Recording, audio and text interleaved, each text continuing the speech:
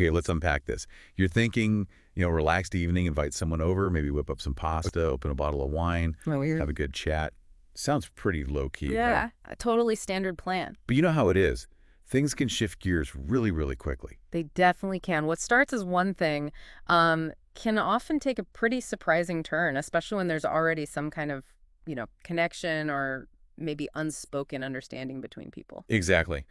And, well, that brings us right to the source we're diving into today. It's a piece from Masala Buzz, published pretty recently, May 13th, 2025. And the title, it kind of tells a story on its own. He took me on the kitchen counter like he owned me, and I let him again and again, by Lena Carter. Wow. Okay. So yeah, safe to say the spaghetti night took an interesting detour. Indeed. And, our aim here isn't really to judge what happened, right? It's more to understand the progression, how things unfolded from the narrator's perspective. Right. How to get from A to, well, Z. We're looking at how this whole encounter moved from just a casual invite to this moment of really intense physical intimacy. Mm-hmm. So the initial scene, just cook dinner. That's the plan. Pasta's on the menu, wine is flowing, and there's even, like, a hint of a little flirting mentioned. It paints a picture of a pretty laid-back vibe, It does. Casual. Easy. But then almost immediately, the narrator writes, but with him, there's no such thing as innocent for long. Mm-hmm. That kind of sets the stage, doesn't it? Oh, absolutely. That's a really important piece of context right up front. It suggests, a history there, a pre-existing dynamic where maybe both of them kind of know things might not stay. Yeah. Purely platonic. It makes you wonder if the whole idea of a purely innocent evening was maybe more of a wish than a certainty. Right. Then we get these really vivid details Mm-hmm. about their first moments together that evening. Ethan walks in with this smug smile. You can almost picture it, right? And a black T-shirt that fits him perfectly. And the narrator, well, she's clearly also aware of the undercurrent. She describes her own outfit as casual but sexy, just a tank top and cotton shorts. Okay. Even in these small details, you can sense that maybe neither of them is entirely in the friend zone that night. Well, yeah, and what's fascinating there is how those seemingly small things, the smile, the clothes, can act as these nonverbal signals, right? Hinting at attraction, maybe even a playful anticipation of something more than just dinner chat. Totally. The very mundane setting of just prepping food becomes the backdrop for this subtle interplay. It's quite clever. And then comes the real turning point. She's dicing garlic, right? Mm-hmm. And Ethan steps in behind her, wraps his arms around her waist, and then the neck kiss. It's a pretty classic move, maybe. Mm-hmm. But the immediate impact on her is really clear. My breath caught. That's a really visceral reaction, isn't it? Absolutely. A touch like that gentle pressure on a sensitive spot like the neck, it can be incredibly intimate. It triggers a powerful physical response. The caught breath, it just suggests this sudden rush of sensation, a heightened awareness that, okay, things are definitely shifting now. And then Ethan whispers, you smell like sin. Wow. Wow. Okay, yeah. That's direct. Talk about turning up the heat. It's a line that's both, like, suggestive and a direct compliment, really focusing on her sensuality. And from that exact moment, things seem to escalate pretty quickly. His hands slide lower. His thumbs hook into the waistband of her shorts. It's a clear progression, step by step. And what's interesting about that move is how it crosses a physical boundary, right? Yeah. It moves beyond just a casual embrace and becomes a much more intimate touch. Definitely. In the whispered line, dinner can wait, well, that's the verbal confirmation. The original plan for the evening, definitely sidelined. Yeah, dinner's off.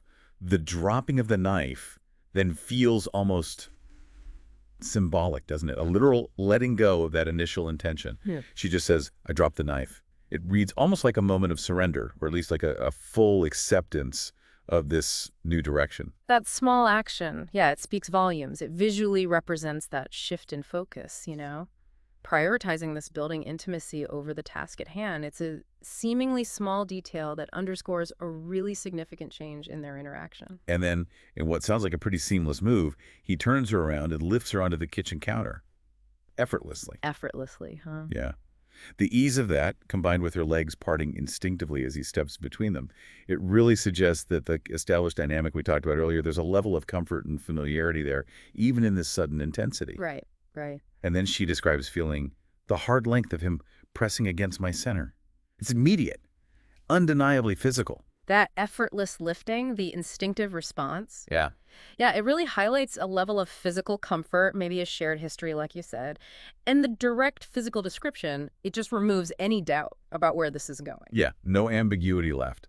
Now we get this interplay of verbal and physical cues. Ethan says, "You've been teasing me all night." Ah, okay. So there was a buildup. Right.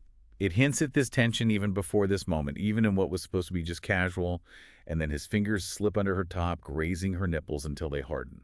It's a very direct way to intensify things physically. That accusation of teasing, it suggests maybe a playful back and forth, but with that underlying sexual current. And the direct physical stimulation, well, it elicits a very clear physical response, further fueling the intensity. And the narrator immediately reciprocates. She reaches for his shirt, pulls it off, pulls him into a passionate kiss. This isn't just her passively accepting, but she's actively participating, Yeah. driving this further. That active participation, yeah, that's key. It underscores that this isn't just one person leading. There's a clear element of mutual desire here. Mutual initiation happening in this moment. Which leads to where this brings, "Fuck me right here." Wow. Very direct. Super direct. Yeah. Very explicit expression of what she wants, and it acts as this clear signal, like green light, for Ethan to move forward. That verbal consent, that clear articulation of desire right there, that's a significant moment. It leaves absolutely no room for misinterpretation about what she wants at that point. What follows is a really detailed and explicit description of what happens next. Huh? He pulls down her shorts and panties. Uh-huh. His mouth moves to her breasts. Mm-hmm. His fingers find her wetness. And the narrator openly describes her reactions. "You're already soaked," he says. She replies, "For you." Followed by moaning and rocking her hips. It's a very visceral portrayal of their mutual arousal. Yeah, the explicitness of the description really emphasizes the intensity of their physical connection and just how open they are in expressing their desires. The dialogue, too, it highlights that reciprocal nature of their arousal and engagement. Then we get into the oral sex, described in very, very vivid detail. He drops to his knees, hooks her legs over his shoulders, Okay. and buries his tongue in her. Yeah. The description goes on, licking deep and fast, his nose brushing her clit. Yeah. And her physical reactions are equally intense. Crying out, clutching the counter, her back arching, Right. and then a strong orgasm. Mhm. Shaking, moaning his name, her thighs clenching around his head. The language really conveys the sheer intensity of that moment for her. Yeah, the level of detail in that description, it really highlights the raw physicality and the intensity of the pleasure she's experiencing. It paints a picture of just complete immersion in the physical act and a very strong, very physical response. But even after this really intense orgasm, the encounter doesn't stop there. The narrator notes that Ethan wasn't done. Mm. He stands up, his appearance described as mouth glistening, eyes wild, and then he drops his own pants. It suggests, a continued level of arousal and desire on his part, too. This continuation, yeah, it really underscores the sustained arousal and the mutual desire that's driving this whole encounter. Yeah. The description of Ethan's appearance, it just reinforces the intensity of the moment and his continued engagement. And then, and this is a really important detail, I think he reaches for a condom. Ah, The good. narrator explicitly says, even in lust, he was responsible. God, I love that. It's a small moment, maybe, but it speaks volumes about their dynamic and a level of respect, even in the height of passion. That act of responsibility, yeah. Prioritizing safe sex even in such an intense moment, that is a very significant detail. And her positive reaction really underscores the importance of respect and consideration within sexual encounters. It's crucial. He then asks, "Ready?" Yeah. Gets enthusiastic, "Fuck yes," in response. Okay. So again, it's that clear verbal consent and a confirmation of her continued desire. No question marks there. The direct question and the enthusiastic yes really reinforce the consensual nature of this whole thing and her continued eagerness. It's very clear. The intercourse that follows is described with similar intensity. He slammed into me in one smooth thrust, No. leading to a cry of part pleasure, part shock from her. She felt completely filled. The language really conveys the suddenness and the physical impact. That description, yeah, really emphasizes the suddenness and intensity of the penetration, highlighting that immediate physical sensation and impact for the narrator. And throughout the intercourse, the physical details continue. Mm-hmm. Him holding her hips, the pounding rhythm, the sounds of their bodies. And then we get back to this verbal dynamic. Mm-hmm. He growls, "Say it. Tell me whose pussy this is." Prompting her to respond, "Yours. Yours, Ethan." Hmm. It introduces this element of a power dynamic, doesn't it? Yes, it absolutely does. That verbal exchange introduces a very clear element of dominance and submission into the encounter, and her response reveals a dynamic of power play that is, well, clearly arousing for both of them. Yeah, exactly. Her response apparently elicits a wicked grin from Ethan, Yep. followed by deeper and harder thrusts. She then wraps her legs around him tighter, pulling him in further.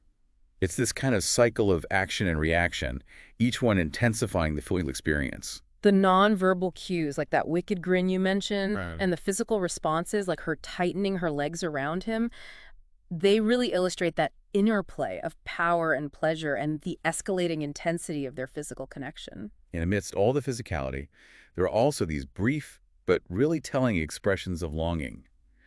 I miss this, he mutters, and she echoes, missed you. Ah, okay. It suggests a history, maybe, an emotional connection that goes beyond just the physical act itself. Those brief verbalizations of missing each other, yeah, they really add another layer, don't they? A layer of emotional intimacy to the encounter. It suggests that this isn't just about physical release, but maybe also about a reconnection between them on some level. The kissing during intercourse is described as rough and wet and hungry, which further emphasizes the passionate, almost primal nature of their desire. Mm-hmm.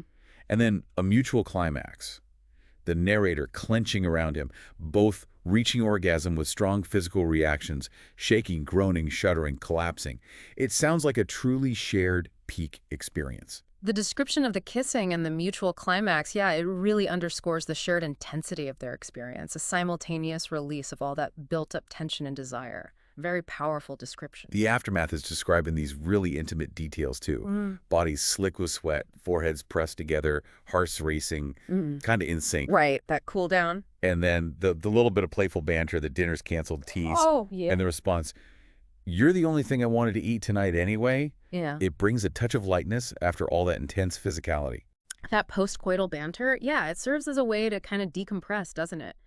And acknowledge the shift in their plans. It highlights the continued connection and a shared understanding of what just transpired between them. So to kind of wrap up this deep dive, we've really seen this rapid and incredibly intense shift from what seemed like a casual invitation to a very explicit and passionate sexual encounter. Mm-hmm. The account gives us these incredibly detailed descriptions of physical intimacy, clear expressions of desire, and a dynamic between these two people that includes elements of dominance and submission, all within what's portrayed as a, consensual context. Exactly. The narrative offers this firsthand perspective on just how quickly intentions can evolve when there's that underlying attraction and, importantly, a mutual willingness to explore physical intimacy. The detailed language, the vivid descriptions, they really allow us to follow the unfolding events as the narrator experienced them. Yeah. What's fascinating here is how that initial seemingly innocent plan, cooking dinner, becomes the catalyst for something altogether different. Which kind of brings us to our final thought for you, the listener. Think about the complexities of desire and consent, especially within established relationships or dynamics. This account really highlights how quickly intentions can change and how deeply intertwined physical and emotional connections can be. Mm-hmm. Consider the nuances presented in this very personal narrative, and maybe reflect on how our own desires and interactions can sometimes take unexpected, but perhaps ultimately fulfilling, turns. What really stands out, I think, is the level of direct communication, both verbal and physical, that happens as the situation evolves. That's a great point. It really makes you think about the unspoken understandings, but also the explicit signals that can shape our intimate experiences. Lots to unpack there.